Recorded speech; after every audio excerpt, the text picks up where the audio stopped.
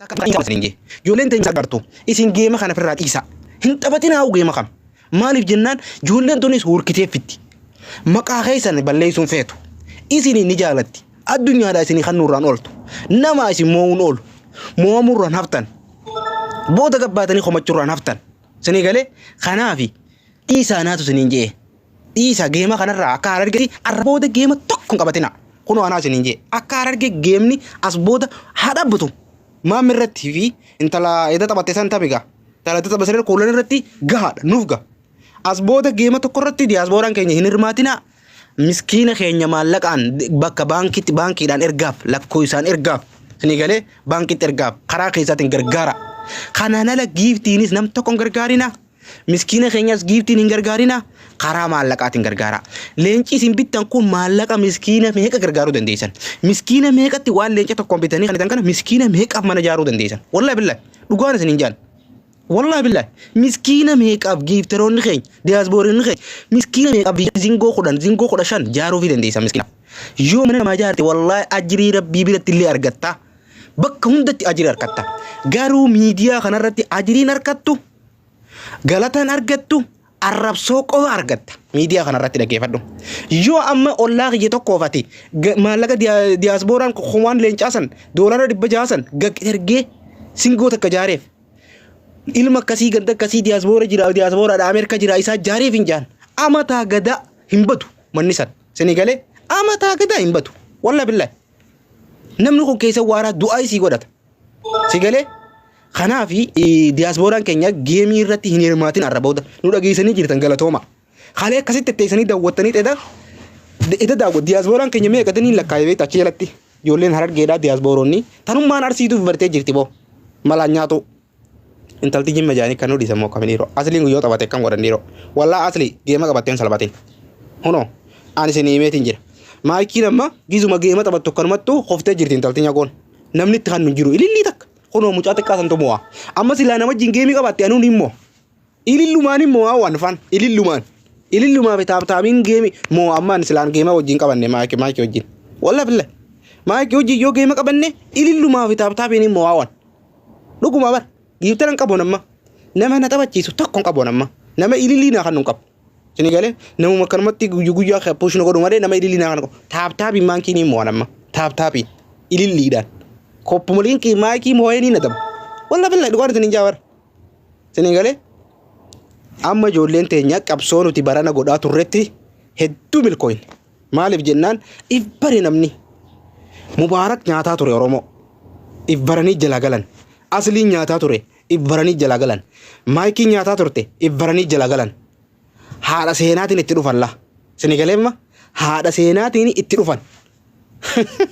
Itti qofalti doo ijoolleen. Yaasli jaanii kan isaanitti dawwalanii yaasli mee hanga haloo itaa nu godhattu hobombolii hanga nu godhattu nu godhatte atummaa ammaa geeman qabatanii haadha seenaa geema qabdaa fi jennaan yaaba Oromoon nan kan nitu anaas irratti amma nama Chaayinaatti waggaa 27 Oromoo hojii barate namni Chaayina waggaa 27 hojii barate gaafa geema qabatee qofe ganaa akkatti ol ga'ee dubbatu hin qabu bakka kiyyaan isiidhaa qabee jeen warra keessaan bilbileen miidiyaa gubbaan maal jee ankuban qabu miidiyaan qabachuus hin beeku. Bara asliin akka namni jalaa galee beekee jira. Asliin kun shaatira bakka takka takkatti. Wallahi asliin kuni bakka takka takkatti shaatira arkeetiin jira mucaan kun hayyuudha. Maaliif waan ilaala? Sa'aatii ammaan tana gartee duulli gaggeeffamaa jiru kana keessatti namni baree kana jiru maayikii hunda kana gaddeebisanii ol godhe galchanii maayikii hojiin ala godhan kanatti geema gaafaan qabadde namni na bira dhaabbatu hin jirudha sii galee. Haati faatee boochee awwaalii sanii mudhageeffadha. Geeman qabatina yoo qabattan aslii maayikii haadha faatee akka mana keessan irra dhufu. Jarri kun mana keessan irra dhufnaan isin mo'amtan. Dhagaa. Jarri kun mana keessan irra dhufnaan isin mo'amtan. Khalaas. Warri isin moosisu jara kana. Isin galee? Ani wallahi isin fiiman. Warri tapha isin moosisu. Warri tapha akka mo'amtan isin godhu. Jara kana Oromoo. Isin galee jara kana fittiin dhaleessina. Jara kana fittiin dhaleessina. Shaanti duwinaa meeqachu.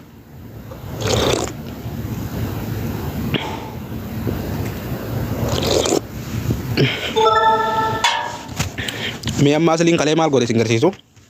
Amma asliin kalee laallaa waan asliin godhe la. Obsi. As laala.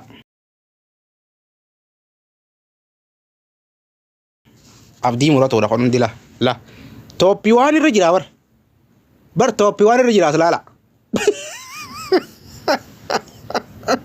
wallahi mee tooppii waan irra jiraas ni ilaalame maaltu aslii tooppii waan irra fide ilaalame barboo giiftaraa jira laa giiftaroota mee michiyyoo xiqqoo tara faala alaa mee komantii irraachi haqaadhaati laa komantii irraachi haqaa miyyoo uumaan jirtu wanni jirtu sana Dubaay jirti moo jirti michoon tumsa biiftuun jettan sun Dubaay jirti laa kuno toppi shanaffarra jirti bar takkaa gee nama kum 40 keessaayi michiyyoon tun toppi shanaffaa teessi Dubaay jirti wallahi billahi Dubaay jirti michoon tun lammaffaa jaaffaa namni jiru michiyyoo tanaga taadhafaa teeti kaayiroo jirti asliin eessi jira toppi waan ka jiru kun kaayiroo jira jajaran waliin madaalame mee waliin madaalaati madaala waliin laalame taaptaa godha hundi keessan taaptaa qophiliin godha mushkilaa nu qabatu jirtu mushkilaa nu dhufte gartee isin agarsiisa akka